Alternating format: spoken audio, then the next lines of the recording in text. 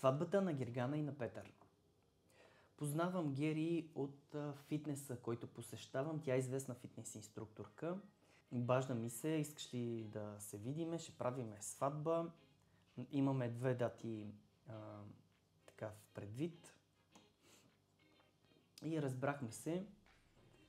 Избрах си датата, която е в началото на годината. Окей, аз бях свободен. Направихме си една Viber група, започнахме така да работиме много усърдно за нейната сватба. Те като младоженци искаха тяхната сватба да бъде като по учебник.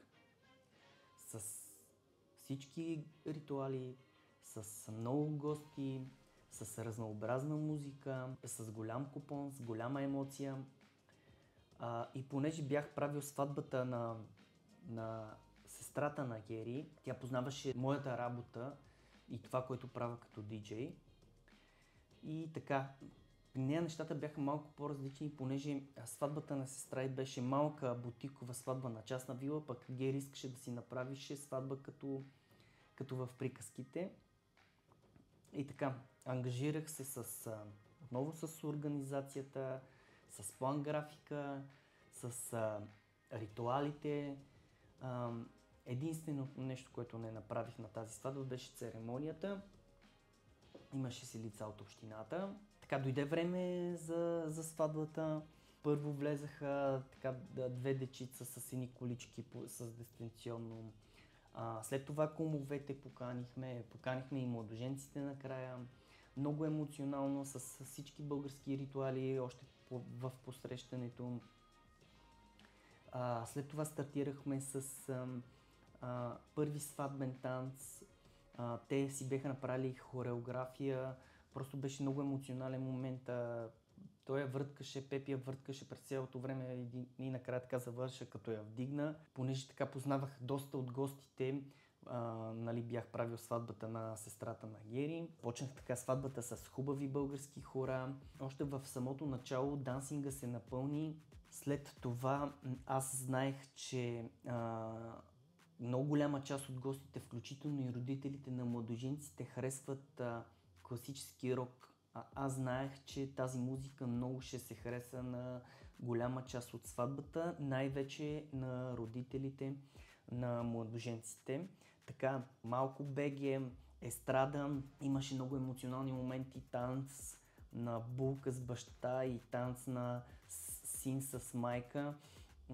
Тогава така усетих много силна емоция в родителите, в младоженците и в гостите. Просто подчертахме страхотно момента на тази така прекрасна сватба. Направихме всичките ритуали, направихме букет, направихме жартиер. Към 10 часа се включиха приятели на булката, които момичето свиреше на електрическо пиано, пък момчето беше на една електрическа китара.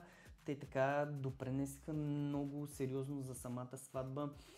Също да допълна, че в началото на сватбата имаше и танцов състав. Един мой много близък приятел от танцова формация Накит Венци, като ръководител там с неговия екип, беше страхотно. След като тази, да го кажем, банда, рок банда, изсвири няколко парчета на живо, те така просто вкараха много забавление в самата сватба.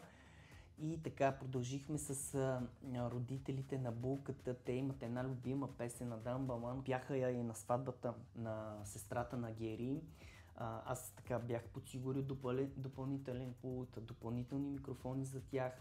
Направих им страхотен ефект на гласовете. Така имам опит с караокето и с караоке системите. Много добре звучаха. Абсолютно като фолк певци. Накрая имаше, разбира се, рязането на тортата. Пусках и много хубава, така динамична музика. Нацапаха се така, просто беше много и забавно, и емоционално едновременно самия момент. Продължихме до 3 часа. Много късно пуснах, понеже не знаех как ще се хареса поп-фолк и не бяхме коментирали въобще в сватбата, нали, за такава музика. Но така не избягахме и от нашия балкански нрав. Имаше хора, които така поеха много добре тази музика, също стана така доста забавно, но това беше точно горе-долу последния час от самата сватба. И така, ще запомна сватбата, разбира се, с много моменти, но един момент така ми влезе много под кожата и това е момента, в който накрая на вечерта, към 3 часа, булката така рязко взе микрофона, защото аз така обичам в публиката да влизам с микрофона, да поздравявам, да анонсирам, нали, да пея, бек вокали и така нататък.